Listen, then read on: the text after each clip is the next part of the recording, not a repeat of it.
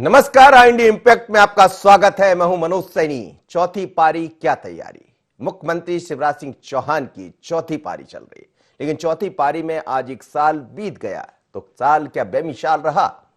यह साल के बाद जो चुनौतियां सरकार के सामने खड़ी दिखाई दे रही है, वही कोरोना, वही बातें। याद कीजिएगा आप, पिछले साल का 2020 का यही मार्च, और आज फिर वही स्थितियां है मध्य प्रदेश में। फर्क इतना है कि बीच में बाजार खुल गए, कुछ रास्ता ठीक हुआ, कुछ चीजें सुधरी, अर्थव्यवस्था पटरी पर आने की तैयारी में है। लेकिन इस बीच फिर एक बार कोरोना का संकट सामने खड़ा दिखाई दे रहा है। मुख्यमंत्री शिवराज सिंह चौहान लगातार इस पर निगाह बनाए हुए हैं। लेकिन क्या एक साल जो रहा वो बेजोड़ और बेमिसाल रहा? तो क्या अब की बार जिस तरह से शिवराज बदले बदले से नजर आ रहे हैं, सुशासन पर जोर है, फोकस चहुं ओर है, बात तो हम इसी की कर रहे हैं। लेकिन मुख्यमंत्री शिवराज सिंह चौहान आने वाले वर्ष में कहां नजर आएंगे, क्या दिखेगा? चौथी पारी की क्या तैयारी है? पारी तो चौथी चल रही है, लेकिन साल दूसरा होगा, क्योंकि फिर धीरे धीरे कर 2023-24 की तरफ सरकार बढ़ चली होगी। और दिखाई भी दे रहा है, मुख्यमंत्री लगातार ग्रामोद्योग से नगरोद्योग की बात कर रहे हैं। हर जगह उदय ही उदय है, लेकिन उस उदय के बीच में सियासत भी छिपी है, तमाम तरह की बातें हैं। यदि हम देखें तो तीन पारियों जैसी इस बार की पारी दिखाई नहीं दे रही, कुछ अलग है। मुख्यमंत्री ने अपनी छवि बदलने का प्रयास किया है, हिंदुत्व की राह पर भी वो दिखाई दे रहा है। किसान, युवाओं समेत हर वर्ग को पूरी तरह से साथ कर रखा है। आप देखिए, किसान आंदोलन हुआ, लेकिन मध्य प्रदेश पर इसका बहुत ज्यादा असर दिखाई नहीं दिया। कई उपलब्धियां भी बीजेपी सरकार ने घर घर पहुंचाई है, और उपलब्धियों के साथ कई तरह की चुनौतियां हैं। लेकिन एक साल पूरा होने पर मुख्यमंत्री शिवराज सिंह चौहान ने क्या कहा, सुनिएगा।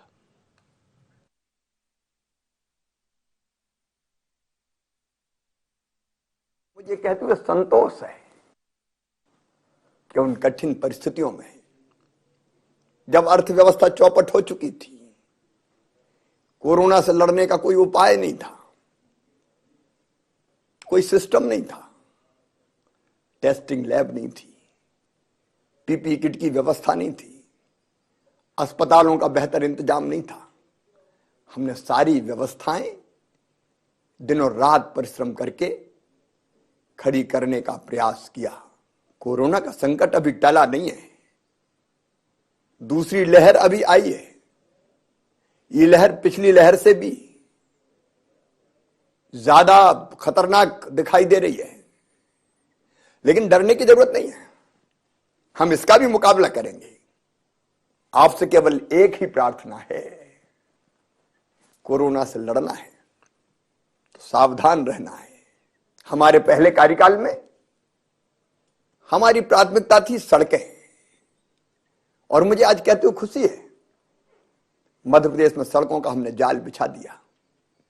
2 लाख किलोमीटर शानदार सड़कें हमने बनाई है। अपने दूसरे कार्यकाल में मैंने संकल्प लिया कि मध्य प्रदेश के गांव में भी, हर घर में हम 24 घंटे बिजली देंगे, खेती के लिए 10 घंटे बिजली देंगे।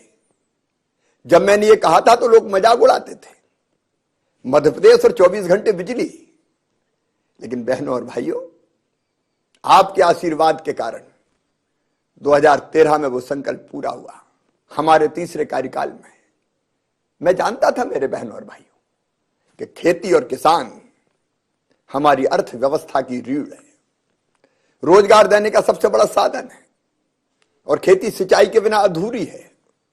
और इसलिए हमने कोशिश की कि हम सिंचाई की और बेहतर व्यवस्था करें।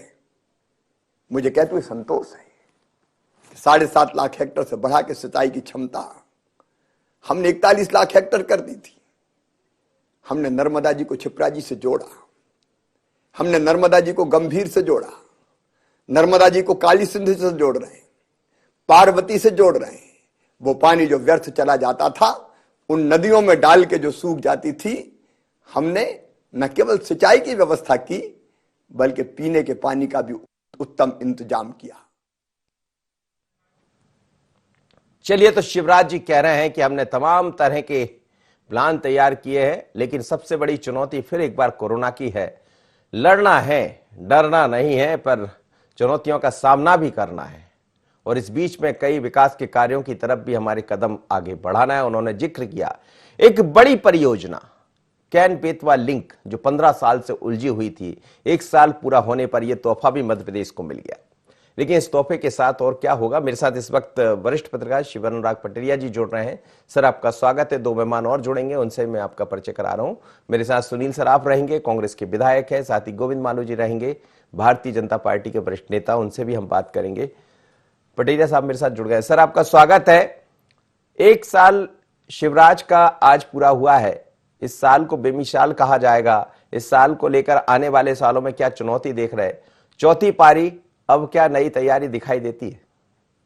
देखिए, वास्तव में विपरीत स्थितियों में शिवराज जी ने पिछले साल इसी तारीख को अपना कामकाज संभाला था, शपथ ली थी और अकेले कई महीनों तक काम करते रहे थे। सबसे बड़ी बात है, चुनौतियां बहुत ज्यादा थी, काफी कठिन चुनौतियों का सामना शिवराज जी को आते ही करना पड़ा। सबसे बड़ा कोरोना, दूसरा राजनीतिक अस्थिरता, तीसरा उपचुनाव की तैयारी। और मुझे लगता है सारे मोर्चों पर शिवराज सिंह चौहान ने अपनी उपस्थिति को, अपनी सक्रियता को, अपनी क्षमता को मनवाया है। सबसे बड़ी बात है कि मध्य प्रदेश का जो आर्थिक ढांचा है, आर्थिक गतिविधियां हैं, उनको समाप्त नहीं होने दिया। और मुझे लगता है जब आर्थिक गतिविधियां चलती हैं तो समाज अपने आप चलने लगता है। दूसरा, उन्हें कोरोना से जो द्वंद्व था, कोरोना से जो युद्ध था, जो विस्थापित लोगों का दर्द था, जो बाहर से लोग आ रहे थे, उनको समाज सेवी संगठनों के साथ जोड़कर सरकार ने काम किया। उसका नतीजा ये हुआ कि अन्य राज्यों की तुलना में मध्य प्रदेश में अराजकता का स्थिति शुरुआती दिनों में बहुत कम पैदा हुई। अन्यथा अन्य राज्यों की स्थिति देखिए, लोग किस तरह से भागे भागे जा रहे थे। मध्य प्रदेश ने कम से कम अपने राज्य में लोगों को जगह दी, उनको स्थानीय स्तर पर रोजगार दिए, कर्ज दिए, और उसी का फॉलोअप में अगर आप देखें, किसानों को हजारों करोड़ रुपया दिया गया विभिन्न मदों में, चाहे वो ओला हो, सूखा हो, पीड़ा हो, या प्रधानमंत्री जैसे मुख्यमंत्री की तरफ से जो 4,000 रुपये हर साल देने की बात की गई थी, उसकी बात हो। मुझे लगता है कुल मिलाकर जिस तरह से प्रधानमंत्री सम्मान योजना के साथ में, प्रधानमंत्री किसान सम्मान योजना के साथ में मुख्यमंत्री सम्मान योजना को जोड़ा गया, उसके कारण से किसानों की खातों में पर्याप्त नहीं कह सकते, लेकिन इतना पैसा पहुंचा है जिससे उनकी कश्ती नहीं डूबी।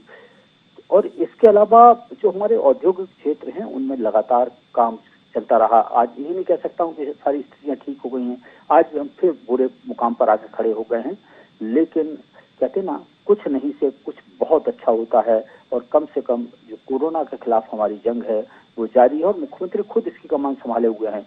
एक तरफ पुलिस प्रशासन लोगों से कानून का पालन करवा रही है, दूसरा खुद मुख्यमंत्री आगे बढ़ के लोगों को मास्क पहना रहे हैं, गोले बना रहे हैं, लोगों से बात कर रहे हैं, उनके मंत्री भी यही कर रहे हैं, उनके विधायक भी यही कर रहे हैं।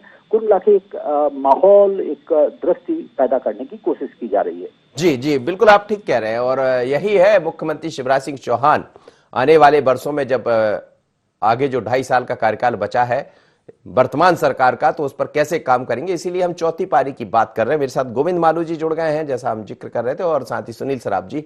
गोविंद मालू जी, बड़ी चुनौती है। पिछली दफा जब 2020 आपने कर दिया, उसके बाद अब आगे की तरफ बढ़ रहे हैं आप 2023 की तरफ। अब क्या चुनौतियां देख रहे हैं, और चौथी पारी जब आपकी है तो क्या तैयारी आगे की ओर? देखिए, चौथी पारी में तैयारी तो जन कल्याण और विकास की है, जो हमारा एजेंडा है मुख्य रूप से। कैसे लोगों को फायदा मिले, कैसे सरकार का एहसास लोगों को हो, और कैसे जन कल्याणकारी शासन की स्थापना हो, इस दिशा में सरकार ने जो बाधित हो गई थी उसको वापस पुनः गतिशील किया है। और गतिशील करने के साथ जन जन तक ये विश्वास और एहसास पहुंचाया है कि ये सरकार आपकी और आपके द्वारा है। इसीलिए माफियाओं के खिलाफ जो कार्रवाई हुई वो दिख रही है, उससे कई हजारों एकड़ हेक्टेयर मुक्त करके जमीन उनको मिली है, उनको लाभ मिला है। किसानों को उनकी उपज का पूरा मूल्य मिला है। जो 0% ब्याज पर ऋण देने की योजना थी, चाहे संबल योजना थी, चाहे तीर्थ दर्शन योजना थी, चाहे लैपटॉप देने की योजना थी, इसको फिर से प्रारंभ किया है। कोरोना का जो संक्रमण और जो भयावह स्थिति हो गई थी, उससे निजात दिलाते हुए गरीब लोगों को अच्छा इलाज और उनकी चिकित्सा के प्रबंध और उसके बाद टीकाकरण में भी मध्य प्रदेश ने बाजी मारी है। मैं समझता हूँ कि ये इस संक्रमण काल में और इस आपदा की स्थिति में सरकार ने बेहतर ढंग से काम किया है, और सरकार ने जी, बहुत ही सरकार ने बहुत अपनी पूरी जिम्मेदारी का निर्वहन किया है। कानून व्यवस्था की स्थिति हो, बिजली की स्थिति हो, सड़कों की चलिए हो, मैं लौट रहा हूं सर, बिल्कुल निश्चित रूप से कई सारे काम किए हैं। और सुनील सराफ जी, आज एक साल पूरा हो गया सरकार का, निश्चित है आपके भीतर गम भी होगा, और जैसा आप कुछ दिन पहले लोकतंत्र बचाने को लेकर अभियान चला रहे थे, लेकिन आज एक साल पूरा है हुआ है शिवराज जी का, और आगे बहुत तैयारी के साथ दिखाई दे रहे हैं, बदले बदले से हैं शिवराज जी। मनोज जी, मालू जी तो अपने सरकार की उपलब्धियां गिनाएंगी ही, वो उसके लिए बैठे ही हैं। कमियां भी होगी, उसे ढक के उपलब्धियों को बताएंगे। पर दुख तब होता है जब हमारे आदरणीय, जो मैं नाम नहीं सुन पाया था, आदरणीय शिव अनुराग पटेरिया जी जुड़े हैं, जो पटेरिया जी का भी वक्तव्य सुना, उनको रिपीट करके सुन लीजिए। उन्होंने भी पूरे टाइम सिर्फ सरकार की उपलब्धियां, ये किया ये किया ये किया बात कर रहे हैं। जब पत्रकार लोग ही सरकार को आईना नहीं दिखाएंगे, सरकार की कमियों को नहीं बताएंगे, तो फिर क्या होगा, कैसे होगा? इस एक साल में, जैसा शिवराज जी की बात सुन रहा था मैं कि अस्पताल बदहाल थे, ये था वो था वो था, जब बात शुरू होती है सुनील जी, तो एक साल पूरा हुआ है, तो शुभकामनाएं तो सभी को देना चाहिए। पटेरिया साहब का मकसद भी वही रहा है। तो सब देंगे, लेकिन सिर्फ उनकी उपलब्धियां, क्या आप ये मानते हैं कि इस एक साल में सरकार ने सब कुछ अच्छा ही किया? क्या आप ये नहीं मानते? अभी तो चर्चा शुरू हुई है, जारी है, आगे आप देखिए सब कुछ सुनने को मिलेगा। जी मनोज जी, क्या आप नहीं मानते कि कोरोना काल में जो मजदूर पैदल चले, कितने मजदूर मारे गए, कितने लोग भूखे मरे? क्या आप ये नहीं मानते हैं कि कोरोना की टेस्टिंग की स्थिति क्या थी? क्या आप नहीं मानते हैं कि एक साल का इनका विजन क्या था? आज जो सेकेंड पीक आया है, वो सेकेंड पीक की तैयारी पहले से क्या थी आपकी? आपने एक दिन में सारी चीज पहले जाम कर दी, लोग हलाकान हो गए, लोग मरने लगे, कितने गरीब रह गए। जो तीन पहले आपको पता था 700 लोगों की टेस्टिंग होती थी, आज 30,000 लोगों की टेस्टिंग हो सकती है, यही एक साल में बदला है। टेस्टिंग बदला है। मैं बता रहा हूँ ना कि शहडोल सिर्फ मेडिकल कॉलेज में आरटीपीसीआर का टेस्ट हो रहा है, जिला मुख्यालय में आरटीपीसीआर का टेस्ट नहीं हो रहा। मनोज जी कंफर्म कर लीजिए। जी जी। और कल वीडियो कॉन्फ्रेंसिंग में ये बात मैंने मुख्यमंत्री जी को कहा, आग्रह किया कि कम से कम जिला मुख्यालय में आरटीपीसीआर टेस्ट तो चालू करवाइए, जिस टाइप से कोरोना बढ़ रहा है। सिर्फ हम जब तक चेताएंगे नहीं सरकार को, सरकार कैसे काम करेगी? चलिए मैं लौट रहा हूं। ये है जो पिछले मार्च में जो 3 महीने का अनाज दिया गया था, वो पिछली सरकार, कांग्रेस की सरकार का दिया हुआ अनाज था। उसके बाद क्या दिया इस सरकार ने? अब ये भी पता है कि जब कोरोना आया था तो कांग्रेस की सरकार एक बैठक नहीं ले पाई थी। पता है क्या? दूसरी चीज, ये जो कोरोना लौट के आया, इसकी पहले से तैयारी क्यों नहीं थी? चलिए इस सवाल को लेकर मैं चलूंगा जरूर, गोविंद मालू जी से बात करूंगा, लेकिन पहले शिव अनुराग पटेरिया जी से जरूर समझना चाहूंगा। सर, जो आप बात कर रहे थे, निश्चित रूप से कई तरह की उपलब्धियां दिखाई दे रही है, लेकिन चौथी पारी जब होती है तो कई तरह की चुनौतियां भी सामने होती है। चुनौती कोरोना की तो है, वो सभी को दिख रही है, लेकिन कुछ अंदर बाहर की चुनौतियां भी दिखाई देती है। तो अब जब आगे शिवराज बढ़ रहे हैं तो कुछ चुनौतियां देख रहे हैं आप? निश्चित तौर पर राजनीतिक चुनौतियां अपने स्तर पर होती हैं, बराबर होती हैं। दरअसल मुझे सराफ साहब की बात पर पूरी गंभीर आपत्ति है। दरअसल जब आप किसी व्यक्ति के साल भर की बात करते हैं, किसी एक जन्म दिवस मनाते हैं, तो उसके अच्छी बातों के बारे में सबसे पहले बात करते हैं। अगर नेगेटिव वैल्यूज की बात करना चाहें तो हर गिलास आधा खाली होता है, आप उस तरह से देख सकते हैं। मुझे लगता है कांग्रेस का यही नजरिया है जो साल भर में उनकी 1.5 साल में उनकी सरकार चली गई।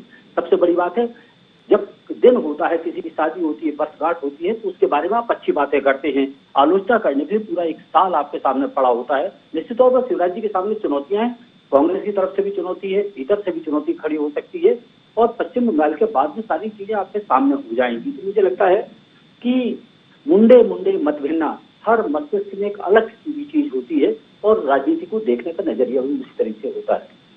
जी सर, लेकिन क्या ये माना जाए कि जिस तरह से कोरोना ने वापसी की है, ये एक बड़ी चुनौती होगी सरकार के सामने? और इस तरफ हालांकि सरकार बढ़ भी चली है, बहुत सारी चीजें हुई है, कोरोना के टेस्ट की संख्या ज्यादा बढ़ गई है। वो हमें याद है जब मार्च में बात कर रहे थे 2020 जब हो रहा था 20 में, और सरकार बदली थी, सरकार बदलने से पहले क्या स्थितियां थी, फिर एक साल में जो चीजें दिखाई दी। तो ये चुनौतियों के बीच में सरकार ने कई सारी तैयारियां की, इसमें कोई दो मत नहीं है। लेकिन क्या शिवराज एक अलग लाइन पर काम कर रहे हैं, बदले बदले से नजर आ रहे हैं शिवराज जी? देखिए, अब मैं कहूंगा कि कोरोना के टेस्ट की संख्या बढ़ाई, अस्पतालों में बेड्स बढ़ाए, तो फिर सराफ साहब कहेंगे कि साहब सरकार की मैं तारीफ कर रहा हूं। जी। दरअसल चीजों को आपको स्वीकार करना चाहिए। कमी तो हमेशा बनी रहती है। बड़ी दिक्कत ये है कि आप देखने की, सोचने की दृष्टि क्या है।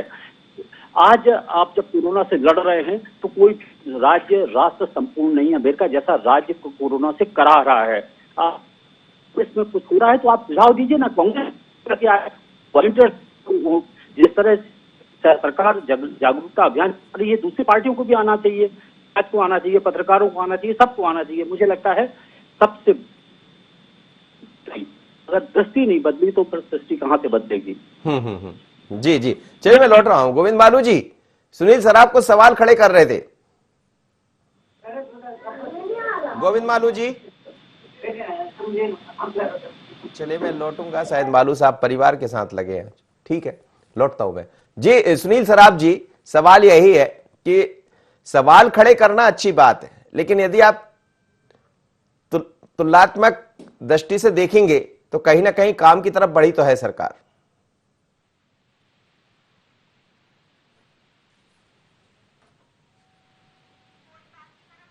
जी चलिए, तो हम देख रहे हैं कि मुख्यमंत्री शिवराज सिंह चौहान चौथी पारी की तरफ बढ़ रहे हैं, बढ़ चले हैं, और एक साल का जो कार्यकाल रहा उसमें तमाम तरह की चीजें। लेकिन मुख्यमंत्री शिवराज सिंह चौहान ने कहा क्या एक साल पूरा होने पर, एक बार सुन लीजिए, फिर मैं चलूंगा पटेरिया साहब के पास। सुनिएगा मुख्यमंत्री शिवराज सिंह चौहान आखिर क्या कह रहे हैं एक साल पूरा होने पर। कहते हुए संतोष है कि उन कठिन परिस्थितियों में, जब अर्थव्यवस्था चौपट हो चुकी थी, कोरोना से लड़ने का कोई उपाय नहीं था, कोई सिस्टम नहीं था, टेस्टिंग लैब नहीं थी, पीपीई किट की व्यवस्था नहीं थी, अस्पतालों का बेहतर इंतजाम नहीं था, हमने सारी व्यवस्थाएं दिनों रात परिश्रम करके खड़ी करने का प्रयास किया। कोरोना का संकट अभी टला नहीं है, दूसरी लहर अभी आई है। ये लहर पिछली लहर से भी ज्यादा खतरनाक दिखाई दे रही है, लेकिन डरने की जरूरत नहीं है, हम इसका भी मुकाबला करेंगे। आपसे केवल एक ही प्रार्थना है, कोरोना से लड़ना है तो सावधान रहना है। हमारे पहले कार्यकाल में हमारी प्राथमिकता थी सड़कें, और मुझे आज कहते हुए खुशी है, मध्य प्रदेश में सड़कों का हमने जाल बिछा दिया। 2 लाख किलोमीटर शानदार सड़कें हमने बनाई है। अपने दूसरे कार्यकाल में मैंने संकल्प लिया कि मध्य प्रदेश के गांव में भी, हर घर में हम 24 घंटे बिजली देंगे, खेती के लिए 10 घंटे बिजली देंगे। जब मैंने ये कहा था तो लोग मजाक उड़ाते थे, मध्य प्रदेश और 24 घंटे बिजली। चलिए, तो मुख्यमंत्री शिवराज सिंह चौहान साहब कह रहे हैं कि कई सारी उपलब्धियां हमने हासिल की है और इन्हीं उपलब्धियों को लेकर आगे बढ़ रहे हैं। गोविंद मालू जी मेरे साथ जुड़े हैं, शिवराज पटेरिया जी जुड़े हैं और सुनील सराफ भी जुड़ेंगे। जी गोविंद मालू जी, कुछ सवाल खड़े कर रही थी कांग्रेस का यह भी कहना था कि आप जहां जिस बात कर रहे हैं, आज कोरोना के संकट पर हम फिर बढ़ चले हैं, फिर जूझ रहे हैं, कहां गड़बड़ हो गई क्या? उनका यह भी कहना है कि सीधे तौर पर यदि हम जैसी तैयारी अभी पिछली दफा करते हुए दिखाई दे रहे थे वो कर रहे होते तो शायद ये स्थिति नजर नहीं आती। देखिए, कांग्रेस को तो अधिकार ही नहीं है बोलने का कि सरकार जिम्मेदारी से कर रही है। जब इनकी सरकार थी तब ये नाच गाने में व्यस्त थे, कोई हाइफा अवार्ड, कोई क्या। और जब जनवरी से इनके पास एक केंद्र सरकार का एक अलर्ट आ गया, उसके बावजूद ये लोग सतर्क नहीं हुए और प्रदेश को इन्होंने अस्थिरता में झोंक कर आपसी लड़ाई में और जनता को भगवान के हवाले कर दिया। उसके बाद भारतीय जनता पार्टी की सरकार शिवराज जी के नेतृत्व में आई और उसने अपनी जिम्मेदारी को बखूबी न केवल निभाया बल्कि गरीब और ऐसे लोगों की मदद की, बाहर से आने वाले मजदूरों की भी सबसे ज्यादा ईमानदारी अगर कहीं हुई तो मध्य प्रदेश में हुई। तो ये स्थितियां आज जब पूरे देश भर में अलग अलग राज्यों, महाराष्ट्र में भी इनकी सरकार है, वहां क्यों बढ़ रहे हैं केस, या केरल में क्यों बढ़ रहे हैं, या बाकी जगह क्यों बढ़ रहे हैं? देखिए, ये जो संक्रमण है ये जन अवेयरनेस से रुकेगा, ये जनता के खुद की जागरूकता से रुकेगा और हम सबका सामाजिक दायित्व है। इन्होंने कौन सा अपना सामाजिक दायित्व निभाया? सरकार पूरी तरह सचेत है, बार बार आगाह कर रही है, मास्क लगाइए, 2 गज दूरी का पालन करिए। अब ये जब टेस्टिंग बढ़ रही है, टेस्टिंग उस समय जब लोग भीड़ इकट्ठी करने लगे, बाजारों में भीड़ हुई, अलग अलग जगह लोग समारोह करने लगे, तो देखिए ये जन अवेयरनेस का काम केवल सरकार का नहीं, सामाजिक संगठनों का, और उसमें राजनीतिक दल भी शामिल है। इसलिए और सरकार पूरी तरह से स्वास्थ्य सेवाएं, कुछ इनके समय की जैसी चौपट थी वैसी व्यवस्था नहीं थी। इन्होंने तो टके शेर भाजी, टके शेर खाजा कर दिया, अंधेर नगरी चौपट राजा। इनके यहाँ सारा पैसा भ्रष्टाचार की भेंट चढ़ गया और इस सरकार ने अपने संसाधनों से स्वास्थ्य सेवाओं को और मजबूत किया। वायरल लेबोरेटरी, जब पिछली बार स्वाइन फ्लू इनकी सरकार के टाइम हुआ तब भी 600 मौतें इंदौर में हुई थी, और वो वायरल लैब की कैपेसिटी 10 से ज्यादा बनी और 10 से ज्यादा नहीं बढ़ पाई। हमारी सरकार ने उसकी कैपेसिटी को बढ़ाया है, और ऐसी आपदा और विपदा के समय तो ये जिम्मेदारी का निर्वहन करना बखूबी आता है शिवराज जी को। ये हमें सलाह न दे, पहले अपने गिरेबान में। चलिए मैं उनसे बात करूंगा, जैसे ही वो मेरे से जुड़ते हैं, शायद उनसे आवाज नहीं मिल पा रही उनकी, और शिवनाग पटेरिया जी के पास चलूंगा। सर, हमने ये भी देखा कि चौथी पारी में शिवराज जी बदले बदले से नजर आते हैं। पिछली दफा गुड गवर्नेंस की बात सरकार किया करती थी, लेकिन वो नजर नहीं आता था। वो अफसर जो साथ दिखा करते थे, आज कहीं वो और चले गए। स्थितियां क्या है हम भी समझ रहे हैं। तो क्या मुख्यमंत्री नई पारी यानी चौथी पारी में कुछ और संकेत के साथ आगे बढ़ रहे हैं? मुझे लगता है चेंजिंग फेस के साथ आगे बढ़ रहे हैं। पहले शिवराज जी को 3 कार्यकाल में टेकन फॉर ग्रांटेड ब्यूरोक्रेसी और लोग ले लिया करते थे। उनकी सहजता को, उनकी, मुझे लगता है कि उनको लगता था कि शिवराज जी बोलते सर आप बने रहिए, मैं फिर लौट आऊंगा आपके पास। चलिए, चौथी पारी में और क्या तैयारी होगी, यहां लेते एक विराम और मुझे दीजिए इजाजत। बने रहिए IND 24 पर।